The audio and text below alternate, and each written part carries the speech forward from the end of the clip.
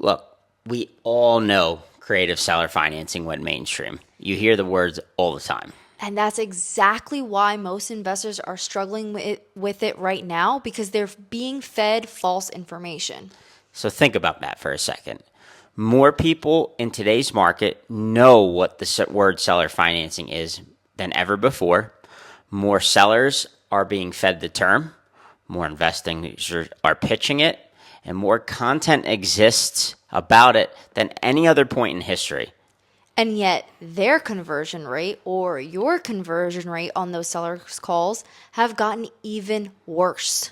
It's probably gotten harder, and I know that we've seen it. Yeah. And if you don't understand why, you're going to keep doing what used to work in the market that has completely moved on. Right? The problem isn't that creative seller financing stopped working.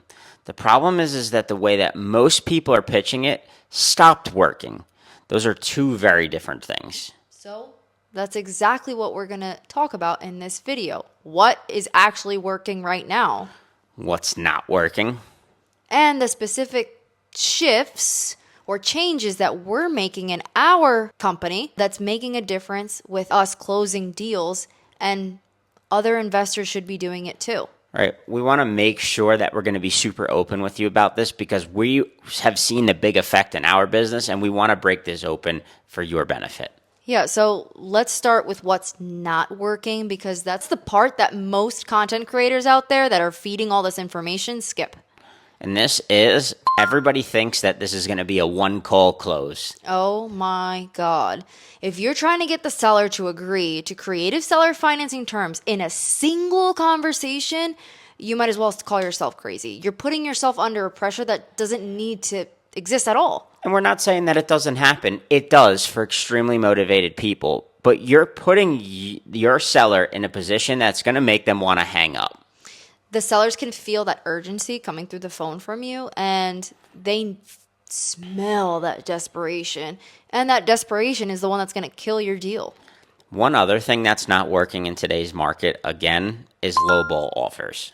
This one might be the most damaging one of every single one that we've seen right now. A lot of sellers in today's market are being way more informed than they've ever been.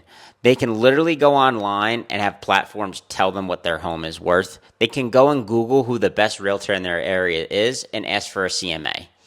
And AI. But when you come into that with an offer that feels insulting, you just lose the deal instantly. And you're also going to lose a ton of business from that seller who could have referred you to other people in their network. And that is how we get a ton of deals every single year, is simply from our reputation.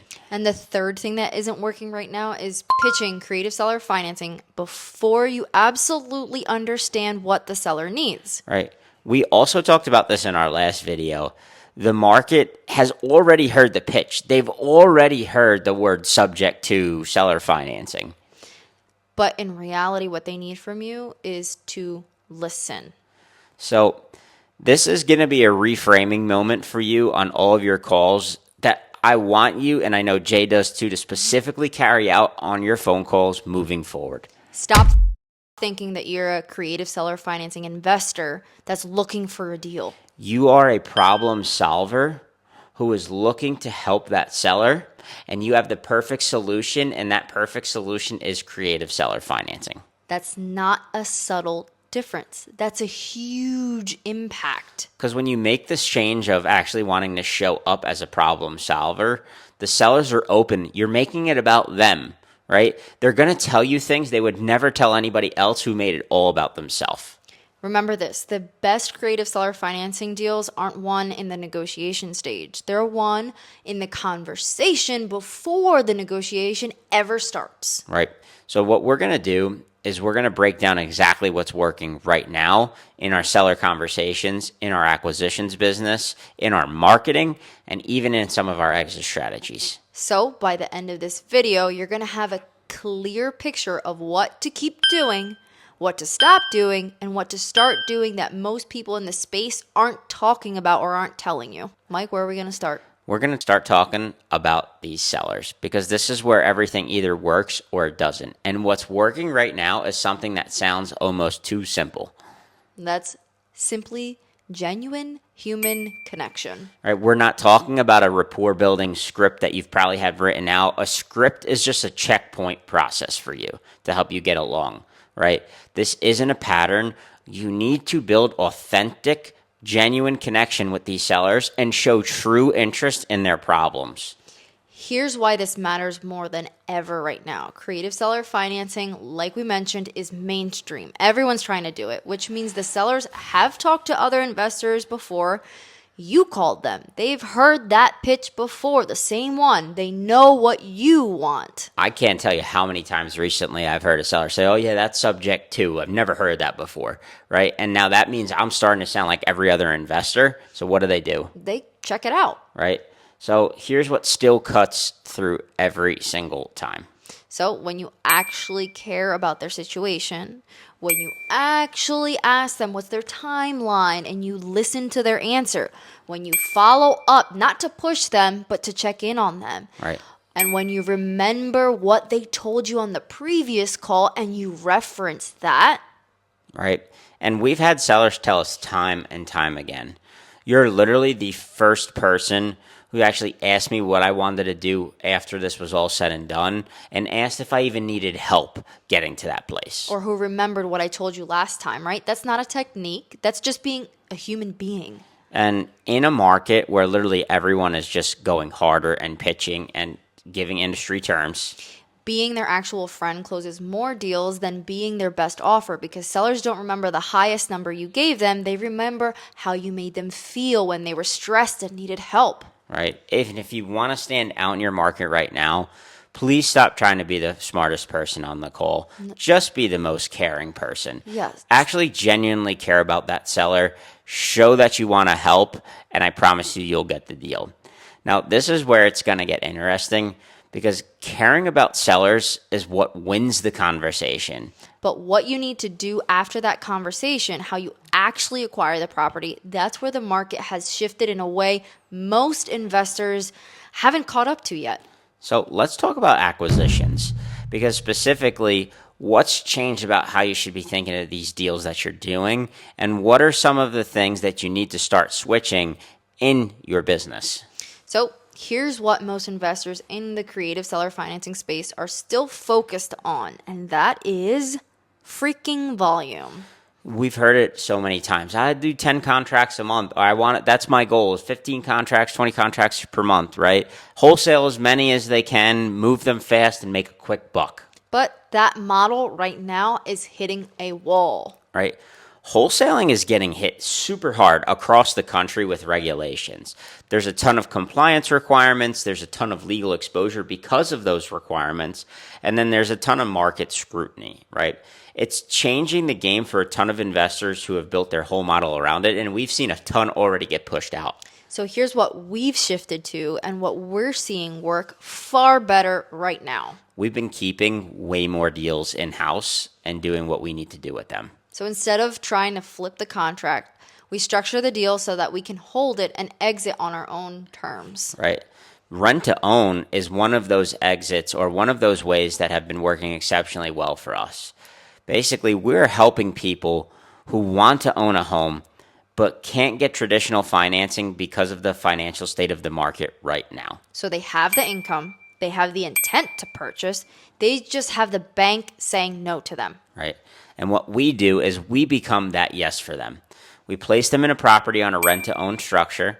We collect an option deposit. We're generating monthly cash flow. And then we build a big back-end equity check when they go and purchase it from us. Now, the other strategy we've been using is novations. Right. So instead of wholesaling a contract where we're just assigning it off for a fee, we are actually doing what's called novating the contract, which is partnering with the seller almost as if you were going to fix and flip it, and selling it with our local realtor. It's a bit more work than a straight wholesale, but significantly more profit. And it sidesteps all the regulatory risks out there. So start doing quality deals over quantity, right? Because volume is not going to get you to where you want. Now, here's the question we get all the friggin' time. If you're keeping more deals and doing fewer transactions, where are you finding the sellers to make all that work, right? If you have no leads, you have no business. So here's where the marketing piece comes in and becomes literally the core. Right. So let's start talking about what's working in our marketing right now. We can't talk for other people, but we can definitely tell you what's working for us, right? Because what we want to do is give you specific advice. There's so many videos out there with just the generics that doesn't really get you to the next place. If you follow us on other social media, you know that we love our Facebook ads and they are still working to this day. We run them every single day, not when we just need leads, every single day. We've been doing this for 5 years straight, never turned them off. And the demographic that we've seen that's converting the best for creative seller financing deals right now are baby boomers. This demographic is so overlooked. It's a seller pool in creative seller financing right now that is gold. They own a massive amount of real estate in the country. They're at the age where managing a property is becoming more than a burden than a profit or a benefit for them. And the reason we brought this up is because majority of baby boomers are on Facebook, and they're not looking for the highest offer. They're just looking for the easiest solution. That's your deal. But here's what's working even better than ads right now. And it's even better because it costs you nothing. And that is what everybody runs away from, going live on Facebook every day. Showing up in your community, posting in local groups, making yourself the go-to person everyone thinks about when they have a real estate problem. That's not a campaign. It's not a funnel. It's simply your personal presence. So the investors who are generating the most consistent inbound leads right now are not outspending everyone. Right.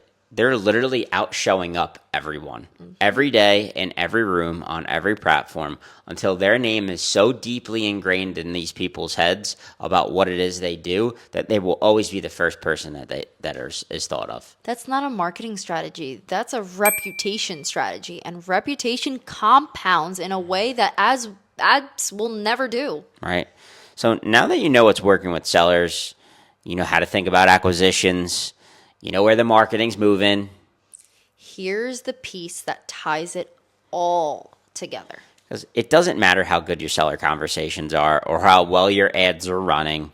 If you don't have clarity on what you're actually going to do with the property, you're never going to know how to structure it the right way and or know how to make money. So Jay, what are we going to go over next? Exit strategies. Right. And here's what we're seeing work in the exit strategy side of it in the market. Right. So rent to own, I know that we already went over this. We've already touched on it, but it does deserve a little bit more grace and a little bit more light. The rent to own market, although it gets a bad rep, it's strong because traditional financing is hard right now. So we're not competing with the banks. You're serving the people that the bank rejected. Right. And those people, we call them tenant buyers who are working towards home ownership. They're going to take better care of their property. They're going to pay more consistently. They're going to stay longer than a traditional tenant, sometimes in most cases. And in a market that is financially unstable, stability is your best friend. Long-term holds on creative seller financing terms are also producing right now in a way that most investors don't really talk about or recognize. I do still think, in my opinion, long-term holds are a little bit more risky than rent-to-own. But if you think about it like this, where we're acquiring properties that have 3% or less interest rates, our cash flow spreads are much stronger than some of our friends who are using the Burr method. So you're not competing on the same field at all. You're playing a completely different game. Right. And then we went over novations. That's another exit strategy we're using. For the right property, aka like lipstick condition and in a hot market, those are producing the biggest profits for us right now. Remember, your exit strategy isn't the last decision you make on a deal. It's the first one because the exit tells you what terms to negotiate, what sellers to focus on, and whether the deal is even going to be worth pursuing. If you're still figuring out your exit when you're under contract, you're already behind. Right. So let's bring this all together because we just went over so much. Right. So creative seller financing went Main Street. We know that. And that means the old playbook doesn't work anymore.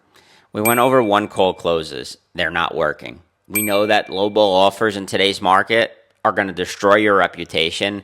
And then pitching before listening is just going to have that seller hang up on you.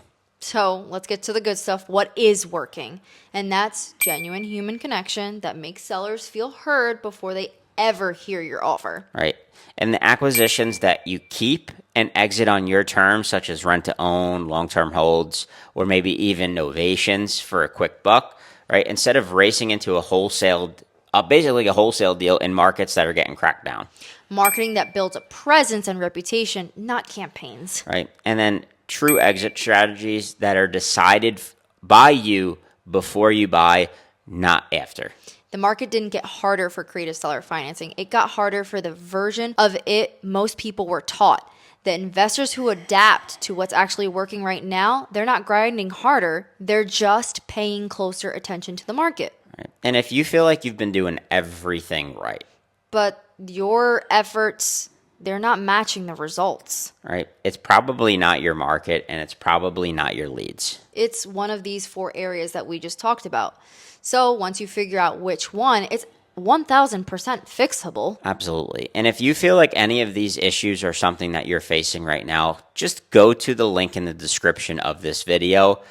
Book a strategy session with Jae and I. Have a 45-minute phone call and let's see if we can help, right? We want to make sure that at the end of the day that this is going to be designed for you. And if by the end of that call we feel like we can help, we'll talk those next steps. So remember, guys, the link is in the description below. It's romanscreativeacademy.com/apply. So in the next video, we're going to be breaking down, this is a pretty cool deal. It's actually a 9 unit that we were going to sell creatively for a friend. And not everything goes as planned, and that's life, right? This deal actually wound up going sideways, not in a bad way. We'll get into it, though. So it's not a win, all right, unfortunately. And it's not a highlight reel moment. Right? It's a real deal that had real complications that actually taught us a ton of things that you would have never got from a book. Because the lessons that we learned come from actually taking action. And when they don't go as planned, they teach you more. Right? So make sure that you're there. We'll see you then. See ya. Disclaimer. This content is provided for educational and informational purposes only. The views and strategies discussed are based on personal experiences and do not guarantee specific results. Real estate investing involves risk, and each individual's financial situation is unique. Always perform your own due diligence and consider professional advice tailored to your circumstances before making investment decisions. This is not a solicitation to attract investors, nor are we marketing any securities. Neither the hosts nor guests assume liability for any outcomes associated with the information provided.